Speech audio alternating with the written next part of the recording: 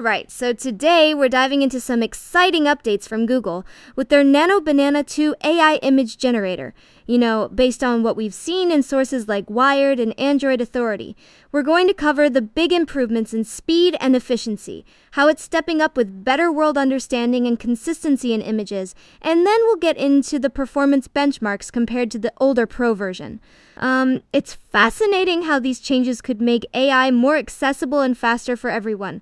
So let's break it down step by step without getting too bogged down in the tech jargon.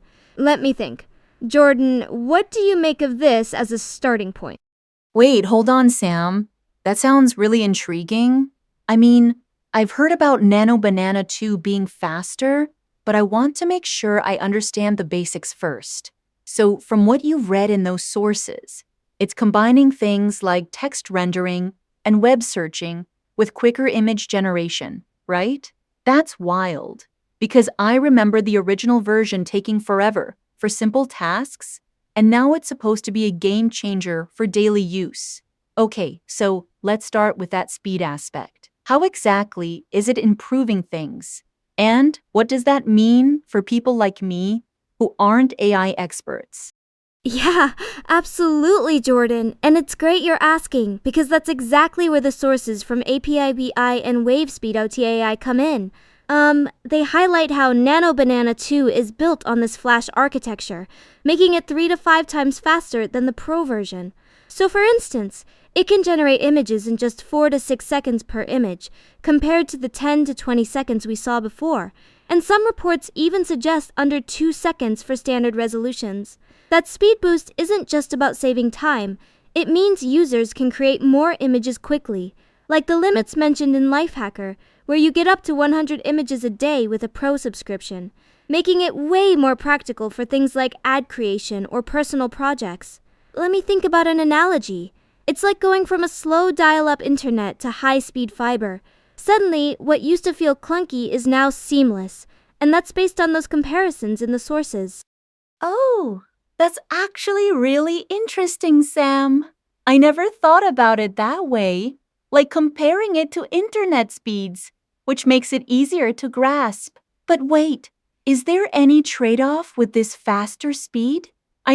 From what I've skimmed in those Reddit discussions and the PC Mag article, people are talking about potential dips in detail because it's cheaper and uses less resources. So how does that play into the overall quality? That's fascinating. And it makes me wonder if everyday users will notice a difference in, say, the sharpness or consistency of the images they generate. You're spot on to bring that up, Jordan, because the sources like the one from GetBind and vmagic.ai do mention that while Nano Banana 2 is faster and more affordable, it still aims to maintain high quality, with features like stronger subject consistency and improved instruction following as per the Wired hands-on.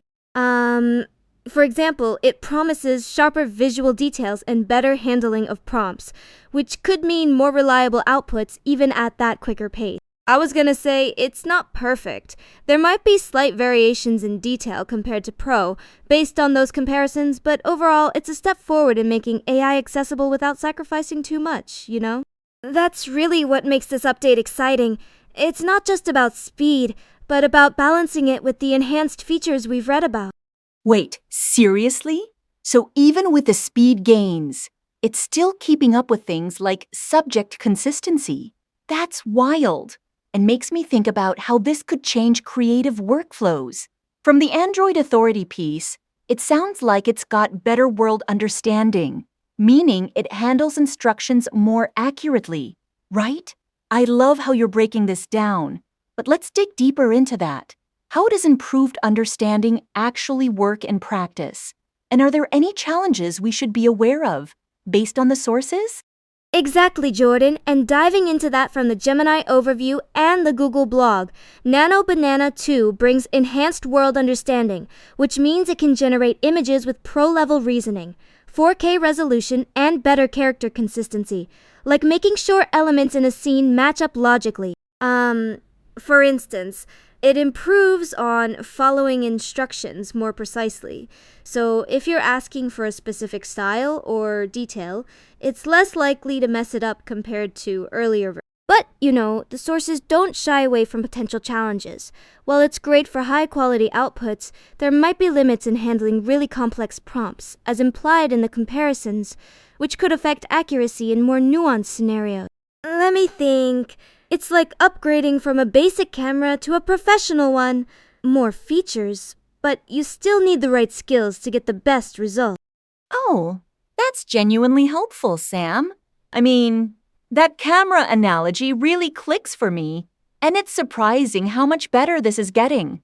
So building on that, how does this tie into the accuracy for realistic depictions, like with celebrities or characters? From what I recall in the PC Mag and Higgsfield sources, there's talk of sharper details, but I'm skeptical about whether it truly nails those every time without some inconsistencies. Good question, and yeah, I'm a bit skeptical too. But according to the sources like the YouTube comparison and the XDesign article, Nano Banana 2 does show improvements in generating more realistic depictions with better instruction handling and visual details. It doesn't claim perfection, but the benchmark suggests stronger performance in areas like character consistency and sharpness, which could make things like photo editing in Gemini more reliable.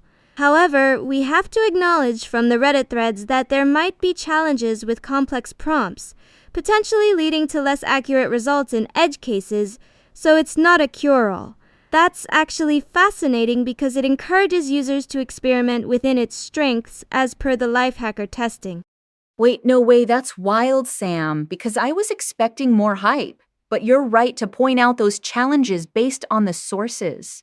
So wrapping this up, how do the performance benchmarks really stack up against the Pro version?